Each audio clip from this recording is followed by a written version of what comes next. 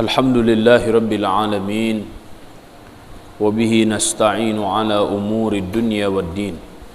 Assalatu wassalamu ala ashrafil anbiya'i wal mursalin wa ala alihi wa ashabihi ajma'in. Ashhadu an la ilaha illallah wa ashhadu anna Muhammadan abduhu wa rasuluh al-mab'utsu rahmatan lil alamin. Faqur rabbi zidni ilma warzuqni fahma. Allahumma aftah lana hikmataka wanshur alaina rahmataka min khazaini rahmatika ya arhamar rahimin. Allahumma faqihna fid din wa 'allimna al-kitab wa ta'wil. Allahumma amin. Segala puja dan puji hanyalah milik Allah Subhanahu wa taala. Salawat dan salam semoga senantiasa tercurah kepada Rasulullah sallallahu alaihi wasallam dan seluruh pengikutnya hingga akhir zaman. Semoga kita tercatat oleh Allah Subhanahu wa taala sebagai pengikut setia Nabi Muhammad sallallahu alaihi wasallam sepanjang hayat kita. Semoga akhir hayat kita dalam kondisi husnul khatimah. Semoga Allah Subhanahu wa taala menjadikan kita semuanya orang-orang yang layak mendapatkan syafaatul uzma dari Rasulullah sallallahu alaihi wasallam dan diperkenankan memasuki surga Firdausil A'la bersama-sama tanpa hisab. Allahumma amin. Anak-anakku sekalian, pada kesempatan kali ini kita akan mengambil hikmah-hikmah yang terdapat dalam surat Ali Imran ayat 159 dan 160. Kita akan baca terlebih dahulu ayatnya, kita akan terjemahkan, kemudian kita akan ambil hikmah di antara hikmah-hikmah yang ada dalam ayat-ayat ini. Kita akan mulai membaca dari surat Al-Fatihah. A'udzu billahi minasy syaithanir rajim.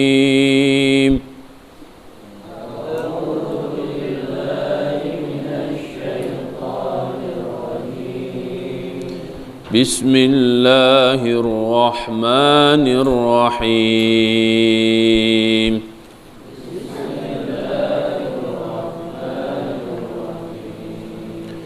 Alhamdulillahi Rabbil Alamin.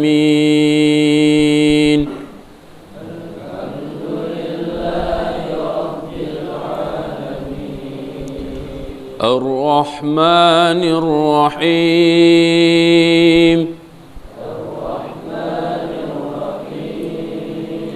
Maliki yaumiddin.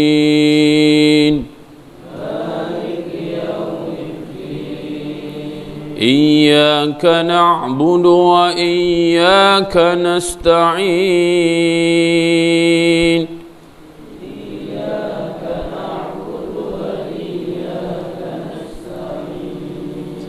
Ihdinas siratal mustaqim.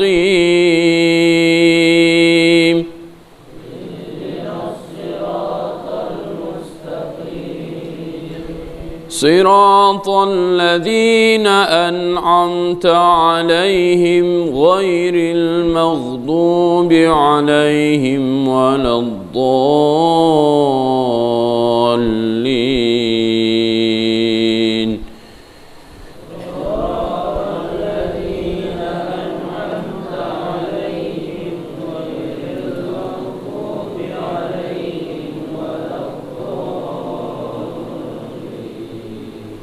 Amin.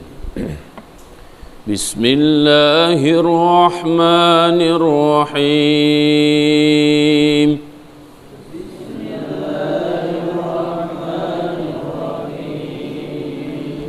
فبما رحمة من الله لنت لهم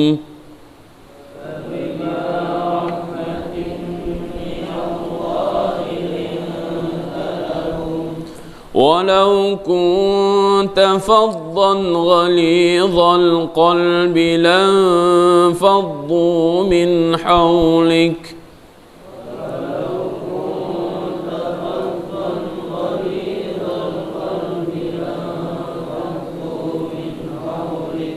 فاعف عنهم واستغفر لهم وشاورهم في الأمر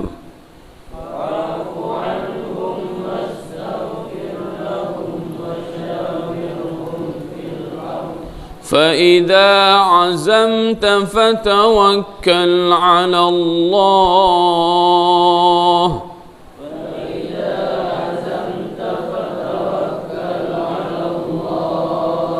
إن الله يحب المتوكلين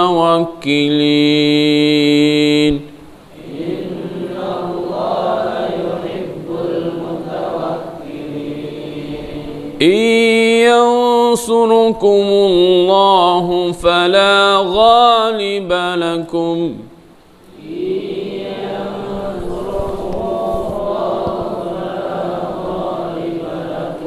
وإن يخذلكم فمن ذا الذي ينصركم من بعده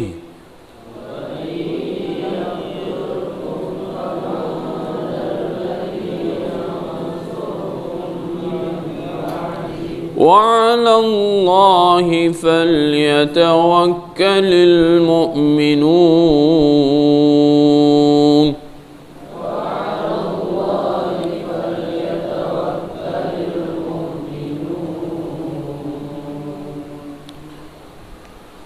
Allahumma arhamna bil Qur'an.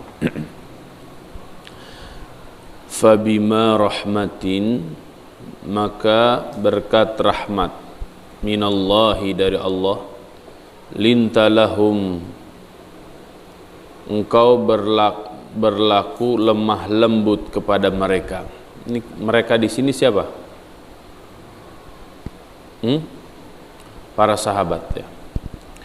Walau kunta, jika engkau faddan ghalidhal qalbi, bersikap keras. Faddan ghalidhal qalbi, bersikap keras hati. Kalau di kita bukan keras hati tapi keras kepala. Ya. Kalau di sini di dalam bahasa Al-Qur'an keras hati. Karena yang bermasalah itu hatinya. Hatinya bermasalah, maka semuanya akan bermasalah. Lam faddu min haulik, maka mereka akan menjauh. Lam faddu, menjauh, min haulika, dari sekitarmu. Bubar, ini bisa bubar. Fa'fu anhum, maafkanlah mereka. Wastaghfir lahum, dan mohonkanlah ampun kepada mereka. Wasyawirhum, dan musyawarahlah dengan mereka. Fil amri, dalam satu urusan. Fa idza azamta, dan jika telah berbulat tekad, jika telah membulatkan tekad, ya, telah sepakat, telah bulat tekad, fatawakkal 'ala Allah, maka bertawakallah kepada Allah. Innallaha yuhibbul mutawakkilin, sesungguhnya Allah mencintai orang-orang yang bertawakal. Iyansurkumullah, jika kalian telah ditolong oleh Allah, fala ghaliba lakum, atau jika Allah menolong kalian, ya, fala ghaliba lakum, maka tidak akan ada yang akan mengalahkan kalian. Wa iyakhdhulkum, tetapi jika Allah membiarkan kamu dalam kehinaan, ya, dalam kehinaan di sini maksudnya dalam kekalahan, kan orang kalah itu hina kan? Faman dzalladzi yansurukum min ba'dih, maka siapa yang akan menolong kalian setelahnya? Wa 'alallahi falyatawakkalul mu'minun, maka hanya kepada Allah lah orang-orang beriman itu bertawakal. Wallahu a'lam bissawab. Anak-anakku sekalian, jika kita lihat tafsir para ulama, maka kita akan mendapatkan bahwa ayat ini sangat erat kaitannya dengan ayat-ayat sebelumnya. Ya. Apa ayat-ayat sebelumnya? Ayat-ayat sebelumnya itu menjelaskan tentang dua peperangan di awal-awal hijrah, yaitu pertama perang Badar dan yang kedua adalah perang Uhud. Perang Badar dan perang Uhud itu berbeda situasi dan kondisinya. Ya. Perang Badar, kondisi kaum muslimin sebenarnya tidak bersiap untuk perang. Ya. Tapi hanya sebatas untuk menemui orang-orang kafir Quraisy dan hendak mengambil seluruh harta kaum muslimin yang mereka tinggalkan di Makkah. Ternyata berujung dengan perang. Ya.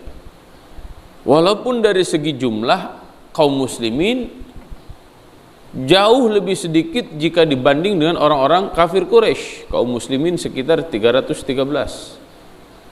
Orang-orang kafir Quraisy 1000, kurang lebih 1000. Ya. Allah Subhanahu wa taala berikan kemenangan kepada kaum muslimin. Ya. Walaupun nanti kita akan mendapatkan cara berpikir orang-orang Yahudi yang ada di Madinah, terutama Bani Nadhir, Bani Qainuqa dan Bani Quraidzah, mereka melihat begini, ya wajarlah ya Muhammad dan para sahabatnya dan para pengikutnya mampu mengalahkan orang-orang kafir Quraisy. Kan mereka hidup lama di Quraisy, jadi mereka tahu betul titik-titik kelemahan orang Quraisy. Ya, itu orang-orang Yahudi. Menang kaum muslimin, dengan kemenangan itu umat Islam semakin pede dengan keislamannya. Ya. Yang harus kita catat di sini bahwa kemenangan itu bukan murni, bukan mutlak dari hasil usaha manusia. Tapi kemenangan itu dari Allah Subhanahu wa taala. Oleh karena itu di dalam Islam ketika kita mendapatkan kenikmatan, mendapatkan kebahagiaan, mendapatkan kegembiraan, mendapatkan kemenangan, apa yang harus dilakukan? Idza jaa nasrullah wal fath wa ra'aitan nasa yadkhuluna fi dinillahi afwaja fasabbih bihamdi rabbika wastaghfir innahu kana tawwaba. Tasbih dan istighfar.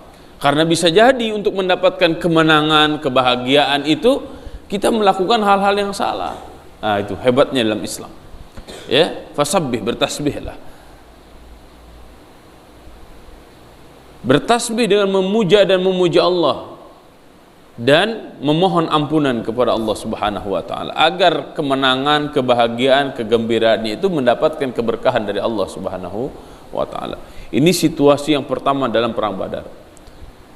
Ternyata jauh berbeda kondisinya dengan perang Uhud. Nah, ayat ini sedang dalam rangkaian perang Uhud.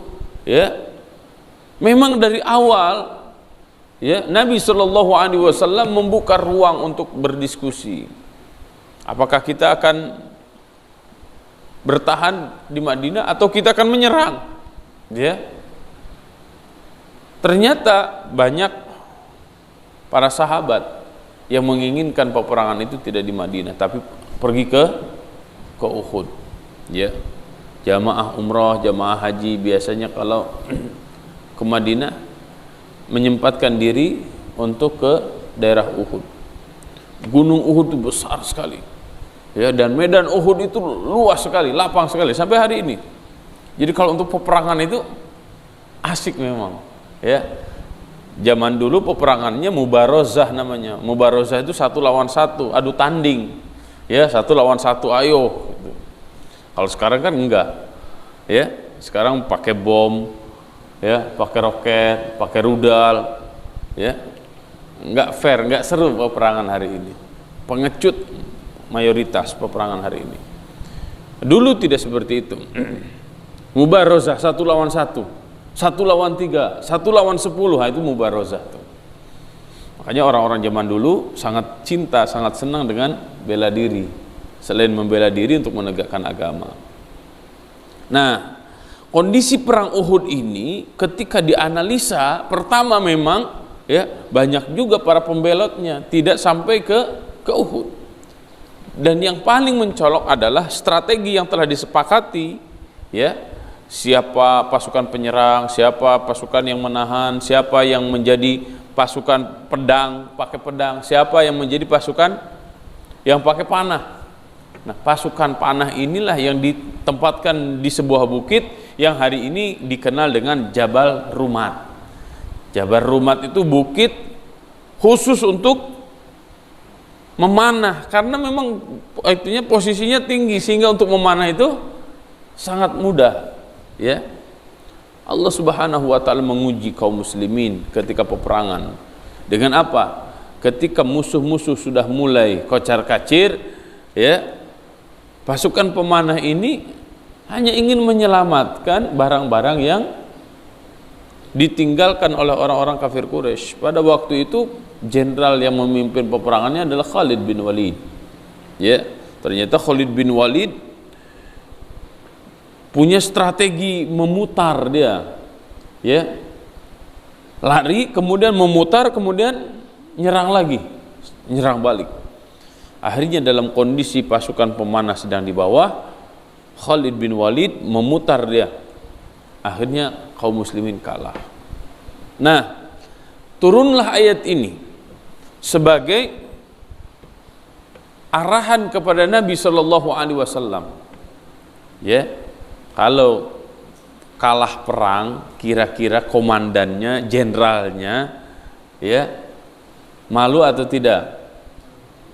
Ketika jenderalnya tahu pasukannya ada yang tidak taat, diantaranya pasukan pemanah yang turun ke bawah, kemudian jenderalnya tahu, apa yang akan dilakukan oleh jenderal itu? Dalam mahkamah militer bisa dibunuh. Kenapa? Tidak taat kepada jenderal, enggak taat kepada komandannya. Ayat ini memberikan arahan kepada Nabi Shallallahu Alaihi Wasallam agar apa? Tidak berkeras kepala, tidak berkeras hati, tapi memberikan kelemah lembutan kepada kaum muslimin. Lemah lembut ini yang hari ini harus kita tumbuhkan di hati kita dan dalam pergaulan kita kepada siapapun. Fabima rahmatin minallah lintalahum, seandainya tidak ada rahmat dari Allah, tidak ada kasih sayang dari Allah, lintalahum, ya, Nabi Shallallahu Alaihi Wasallam tidak akan bisa berlemah lembut kepada para sahabatnya. Maka sangat penting kita memohon rahmat dari Allah. Rahmat itu apa? Rahmat itu nanti dari kata-kata rahmat itu ada Rahman, ada Rahim. Rahmah itu adalah kebaikan yang sangat banyak sebagai wujud kasih sayang Allah Subhanahu wa taala kepada manusia. Jika 100 rahmat, 99 rahmat itu Allah Subhanahu wa taala simpan nanti di surga, dan satu rahmat itu Allah Subhanahu wa taala berikan ke dunia. Ya. Dengan rahmat Allah yang satu itu di dunia semuanya bisa hidup, semuanya bisa nikmat, semuanya bisa indah. Apalagi nanti 99, mintalah rahmat kepada Allah. Ya Allah, anugerahkan kepada kami rahmat-Mu. Ya Allah, kasihi kami, sayangi kami. Dan di sini kita bertakhalluk bi akhlaqillah, berakhlak dengan akhlak Allah. Seperti apa? Allah yang Maha Pengasih, Allah yang Maha Penyayang, Allah Ar-Rahman, Allah Ar-Rahim. Ya Allah, anugerahkan Rahman Rahim-Mu kepada diriku dan jadikan aku orang-orang yang memiliki sifat kasih sayang kepada siapapun, apalagi kepada orang tua, apalagi kepada guru, apalagi kepada kakak, apalagi kepada adik, apalagi kepada teman-teman. Ya. Kenapa? Karena dengan sifat rahmat inilah orang yang ada di sekitar kita akan semakin nyaman dengan kita. Tapi jika tanpa sifat rahmat, ya, jika tidak ada kasih sayang di antara kita, maka kita tidak akan pernah bisa menjadi bagian dari sosial, bagian dari masyarakat yang besar. Umat Islam itu bukan manusia kerdil yang cara berpikirnya memikirkan diri sendiri, tidak. Tapi umat Islam itu adalah umat yang dipersiapkan oleh Allah Subhanahu wa taala siap memimpin dalam kapasitas besar. Ya. Sekali lagi saya ulang, umat Islam adalah umat yang dipersiapkan oleh Allah Subhanahu wa taala bukan untuk menjadi umat yang kecil, tapi untuk menjadi umat yang siap menampung kapasitas besar. Itulah yang disebut dengan rahmatan lil alamin. Wa ma arsalnaka illa rahmatan lil alamin. Bagaimana kita bisa menjadi rahmat bagi alam semesta yang sangat luas, yang sangat besar ini? Dalam keluarga pun kita tidak menjadi rahmat dalam keluarga.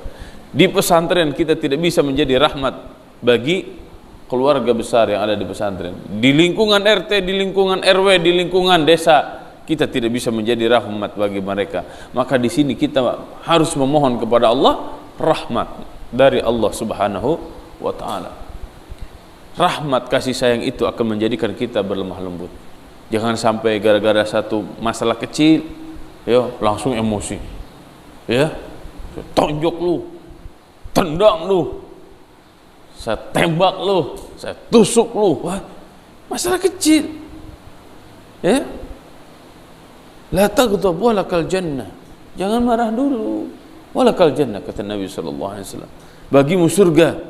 Jangan emosian. Dikit-dikit emosi, dikit-dikit emosi, ya kan?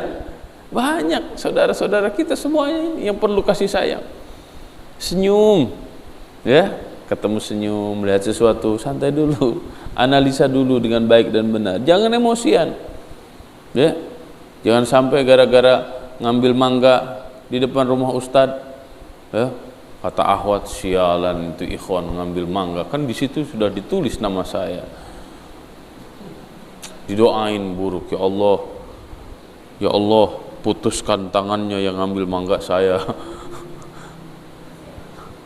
Ya nggak usah gitu kali. Ya. Ini Nabi SAW diberikan arahan oleh Allah Subhanahu wa taala, dan sejatinya arahan ini untuk kita. Ya.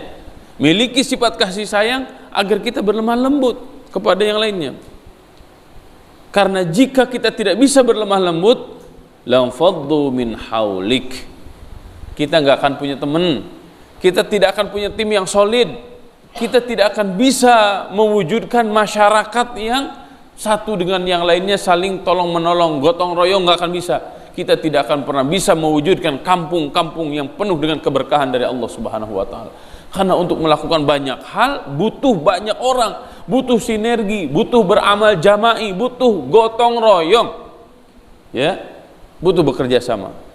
Maka oleh karena itu, lapangkan hati kita, luaskan pikiran kita agar kita bisa bekerja sama dengan yang lain. Jangan keras kepala. Manusia yang keras kepala tidak akan pernah punya teman. Ya, betapa tersiksanya jika kita tidak punya teman. Betul nggak? Antum di pesantren nggak punya teman, emang enak? Nggak akan enak. Maka harus terbuka, ya, berlemah lembut, berlapang dada. Antum ada di satu kampung, keras kepala, semua orang wajib ikutin kita. Bisa nggak? Nggak akan bisa. Dijauhin sama tetangga, jangankan sama orang lain. Bahkan mungkin dengan pasangan dirinya sendiri akan banyak masalah. Dengan kakaknya banyak masalah, dengan adiknya banyak masalah, dengan kanan kirinya banyak masalah. Kenapa? Keras kepala, keras hatinya. Ya, kenapa sampai keras hati? Apa yang dibacanya itu, apa yang dilihatnya itu tidak menjadikan hatinya lembut. Ya, jadi rahmat kasih sayang itu berkaitan dengan hati yang lapang, berkaitan dengan hati yang subur dengan ayat-ayat Allah Subhanahu wa taala. Ya. Maka di antara caranya di sini disebutkan fa'fu anhum. Bagaimana cara berlemah lembut itu? Bagaimana cara tidak keras kepala itu? Bagaimana agar tidak keras hati itu? Yang pertama, perhatikan di sini. Fa'fu anhum. Berikan maaf kepada mereka. Rasulullah Shallallahu Alaihi Wasallam melihat pasukan panah, salah, memang salah. Apa kesalahannya? Tidak tetap di Jabal Rumat, tapi turun. Salah itu bukan? Salah. Tapi Nabi Shallallahu Alaihi Wasallam diperintahkan fa'fu anhum. Hei Muhammad, berikan maaf olehmu kepada mereka. Kita umat Nabi Muhammad Shallallahu Alaihi Wasallam maka harus mencontoh akhlak mulia dari Nabi Shallallahu Alaihi Wasallam. Di antaranya apa? Jadilah manusia yang sering memberikan maaf kepada orang lain. Ya, ketika kita sering memberikan maaf kepada orang lain, maka pasti orang lain pun akan memberikan maaf kepada diri kita. Tidak ada manusia yang sempurna kecuali Nabi Muhammad Sallallahu Alaihi Wasallam. Ya, semua kita pasti punya salah, pasti punya dosa, pasti punya kebaikan, betul nggak? Tapi jika ditimbang, kira-kira kebaikan kita dengan kesalahan kita lebih banyak mana? Hanya diri kita sendiri yang tahu itu. Ya, maka ketika melihat kekurangan orang lain, kesalahan orang lain, apa yang harus kita lakukan? Maafkan yang pertama. Ya. Yang kedua, naik lagi levelnya, apa? Wastaghfir lahum, mohonkan ampun. Ya Allah, saya sudah memaafkan. Jadi sebelum tidur itu, ya Allah, saya sudah maafkan seluruh dosa teman-teman saya, seluruh kesalahan mereka kepada saya sudah maafkan ya Allah. Jadi tidur itu dengan hati yang lapang. Karena terkadang tidurnya nggak bisa nyenyak, nggak bisa tidur. Kenapa? Ngebayangin kesalahan orang lain mulu kepada kita, ya kan? Tersiksa jadinya kita. Tapi maafkan kesalahan orang lain, maafkan kekurangan orang lain. Setelah itu doakan, ya Allah, ampuni dosa-dosa saya, ampuni dosa-dosa dirinya ya Allah, ampuni dosa-dosa tetangga saya, ampuni dosa-dosa kaum muslimin dimanapun mereka berada, gitu. Ya, kan kita diajarkan oleh guru-guru kita dengan doa Allah maghfir lil mu'minina wal mu'minat wal muslimina wal muslimat al ahya'i minhum wal amwat innaka samiun qaribun mujibud da'wat. Kalau dalam surat Al-Hasyr ada doa sangat bagus sekali, Rabbana ighfir lana dzunubana wa li ikhwanina alladzina sabaquna bil iman wa la taj'al fi qulubina ghillan lil ladzina amanu. Ya Allah, jangan Engkau jadikan ghil itu rasa tidak enak, ya, yang ada di dalam hati kita, sehingga kalau kita sudah punya rasa tidak enak dengan saudara-saudara kita, ya, apapun yang dilakukan oleh saudara kita, mau baik apalagi buruk, ya, yang dilakukannya baik, bawaannya udah empet aja, bawaannya udah benci aja, padahal yang dilakukan oleh saudara kita itu baik. Lihat temen, ya, datang ke masjid 15 menit sebelum azan, sok soleh lu, apa salahnya bawa Quran ke masjid? Sok alim lu. Lihat teman-teman lagi baca kitab segala macam, terus diomelin. Ya, paham ya? Yang pertama tadi apa? Berikan maaf. Yang kedua apa? Doakan agar dosa-dosanya diampuni oleh Allah Subhanahu wa taala. Nah, yang ketiga ini penting. Kalau yang pertama dan yang kedua itu urusan kita dengan Allah. Yang ketiga ini penting. Apa itu? Wasyawirhum fil amr. Musyawarahlah dalam segala urusan. Ya. Kalau ada sesuatu miskomunikasi terus, sok ngumpul bareng. Bicara bareng. Ya, kalau kita bisa selesaikan hanya di antara kita, udah di antara kita saja. Bicara bareng berdua, bicara bertiga, bicara berempat, bicara berlima, dudukan masalahnya saling terbuka, kita hadapin bareng-bareng, cari solusinya. Ingat, jangan hanya fokus pada masalah, tapi belajarlah fokus pada solusi. Setiap manusia pasti punya masalah. Masalah itu diberikan oleh Allah Subhanahu wa taala agar kita sebagai manusia naik kelas, naik level. Ya, betul nggak? Antum kelas 7, mau naik kelas 8, apa yang harus dilakukan? Jawablah pertanyaan di bawah ini, ya kan? Betul nggak? Ada ujiannya. Ujiannya dengan apa? Dengan soal. Setiap soal itu harus dijawab dengan jawaban, bukan hanya sebatas ngebahas soal aja. Yuk kita ngebahas soal yuk. Ngebahas soalnya terus dibacain doang soal-soalnya, tapi nggak dijawab itunya soalnya. Ya, bermusyawarahlah. Di dalam Al-Quran kata musyawarah ini ada 2 kali. Ya, wasyawirhum fil amr, kemudian wa amruhum syura bainahum. Wa amruhum, dan urusan mereka syura, hendaklah bermusyawarah bainahum, sesama mereka. Ya, jangan sampai begini, masalahnya dengan teman tapi musyawarahnya dengan orang tua. Nggak nyambung. Kalau masalahnya dengan teman, musyawarahnya dengan siapa? Dengan orang yang bermasalah itu. Jadi kalau antum melihat orang bermasalah dengan antum, atau antum bermasalah dengan orang itu, datangin aja. Ya, afwan, saya bermasalah dengan antum. Saya lihat antum begini, mohon maaf, apa yang harus kita lakukan? Apa solusinya bagi masalah ini? Gitu. Itulah gentle, itulah laki-laki, itulah perempuan sejati, itulah muslim, ya, yang mencontoh apa yang telah dicontohkan oleh Nabi SAW. Kemudian fa idza azamta fatawakkal 'ala Allah, innallaha yuhibbul mutawakkilin. Kalau sudah berazam, kalau sudah bertekad, kalau kita sudah bermusyawarah menyepakati sesuatu, maka penuhilah, konsistenlah, konsekuenlah dengan apa yang menjadi keputusan bersama itu. Jangan sampai keputusannya A di rapat A, yang dilakukan Z, nggak nyambung kan? Kalau kita sepakat sesuatu, sepakati konsisten, komitmen dengan itu. Jangan main celah-mencele, jangan sampai di depan saya iya siap, di belakangnya enggak. Itu sifat-sifat munafik. Orang-orang Islam kalau sudah berazam, sudah bertekad, sudah bermusyawarah, sudah bersepakat, bismillahirrahmanirrahim, la haula wala quwata illa billah. Dan ini diantara asbabun nasri minallah, sebab-sebab pertolongan dari Allah. Ini diantara asbabul barakah, ini di antara asbabur rahmah dari Allah subhanahu wa ta'ala. Maka antum lihat setelah ayat ini 159 dilanjut dengan 160, ayatnya tentang iyansurkumullah fala ghaliba. Jika Allah akan menolong kalian, sebab-sebab Allah memberikan pertolongan itu apa? Tadi di atas tuh, ya, saling memaafkan, saling mendoakan, saling musyawarah, ya, komitmen dengan apa yang telah disepakati, maka akan turun pertolongan dari Allah Subhanahu wa taala kepada kita. Dan jika Allah sudah menolong kita, ya, maka tidak akan pernah ada orang yang akan mampu mengalahkan kita. Tapi jika kita tidak saling memaafkan, kita tidak saling mendoakan, kita jarang bermusyawarah, ya, ngambil tindakan sendiri-sendiri, ya, dan kita tidak komitmen dengan kesepakatan-kesepakatan yang telah kita sepakati, apa yang terjadi? Kekalahan demi kekalahan, dan tidak akan pernah ada yang bisa memberikan kemenangan ketika Allah Subhanahu wa taala memberikan kekalahan kepada kita. Kita semuanya ingin sukses, betul? Kita ingin menjadi orang-orang yang bahagia baik di dunia dan di akhirat. Maka semoga sifat rahmat itu Allah anugerahkan kepada kita, sehingga hati kita memiliki karakter yang lemah lembut dengan 4 karakter tadi: saling memaafkan, saling mendoakan, saling bermusyawarah, dan komitmen dengan kesepakatan. Barakallahu fikum.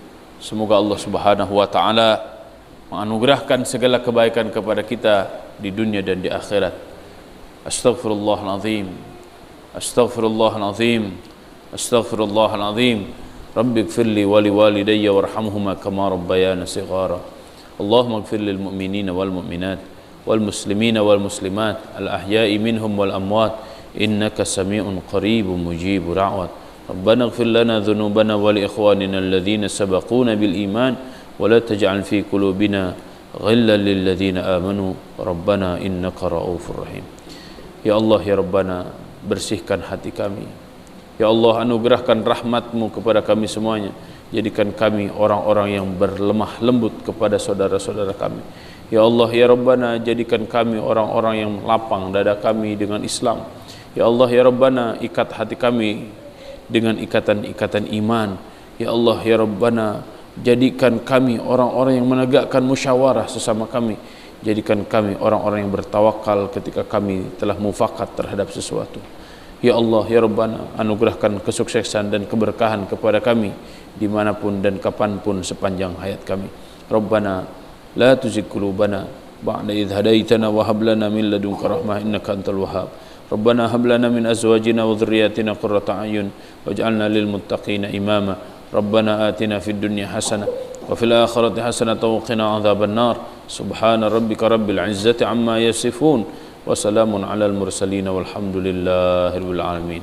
Subhanakallahumma wa bihamdika nashhadu an la ilaha illa anta nastaghfiruka wa natubu ilaik. Wassalamu alaikum warahmatullahi wabarakatuh.